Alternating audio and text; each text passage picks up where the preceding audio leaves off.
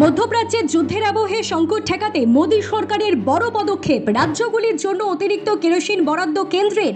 LPG গ্যাসের বিকল্প জ্বালানি হিসেবে কেরোসিন বরাদ্দ করেছে সরকার। বাংলা কতটা কেরোসিন পেল? সংকট দেখা দিলে এই পরিমাণ কেরোসিন আদৌ কি প্রয়োজন মেটাবে? জানুন। মধ্যপ্রাচ্যে ক্রমবর্ধমান উত্তেজনা এবং হরমুজ প্রণালী দিয়ে বাণিজ্যিক জাহাজ চলাচল বন্ধের মধ্যে ভারত সরকার জ্বালানি সরবরাহ এবং নাগরিকদের নিরাপত্তার বিষয়ে তার অবস্থান স্পষ্ট করেছে। পেট্রোলিয়াম মন্ত্রকের যুগ্ম সচিব সুজাতা শর্মা বলেছেন, ভারত প্রতিদিন প্রায় 55 লাখ ব্যারেল অপরিশোধিত তেল ব্যবহার করে এবং বর্তমানে তাদের অপরিশোধিত তেল সরবরাহ নিরাপদ।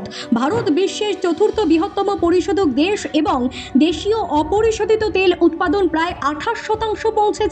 সুজাতা শর্মা বলেন, দেশে পেট্রোলিয়াম পণ্যের কোনো ঘাটতি নেই।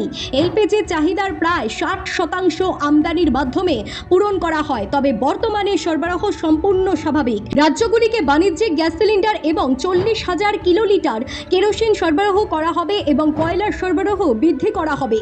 পশ্চিম এশিয়ার চলমান সংকটের মধ্যে সরকার বৃহস্পতিবার জানিয়েছে যে এলপিজির বিকল্প জ্বালানি হিসেবে রাজ্যগুলিকে 40,000 কিলোলিটার অতিরিক্ত কেরোসিন বরাদ্দ করা হয়েছে। পেট্রোলিয়াম ও প্রাকৃতিক গ্যাস মন্ত্রকের যুগ্ম সচিব সুজাতা শর্মা বলেছেন, রাজ্য সরকারগুলি নিশ্চিত সুবিধাভোগীদের জন্য আরও কিছু বাণিজ্যিক এলপিজি সিলিন্ডার বিতরণ করবে। তবে তিনি আরও বলেন যে দেশে অপরিশোধিত তেল সরবরাহ পরিস্থিতি স্বাভাবিক এবং 1 লক্ষ পেট্রোল পাম্পের কোনোটিতেই অভাব এখনও পর্যন্ত দেখা দেয়নি।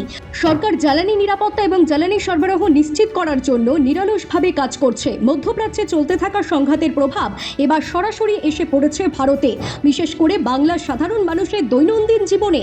রান্নার গ্যাসের যোগান কমে যাওয়া এবং দামের ঊর্ধ্বগতিতে উদ্বেগ বাড়ছে মধ্যবিত্ত ও নিম্নবিত্ত পরিবারগুলির মধ্যে। এই পরিস্থিতিতে অনেকেই রেশনের মাধ্যমে কেরোসিন সরবরাহ ফের চালুর দাবি তুলেছেন।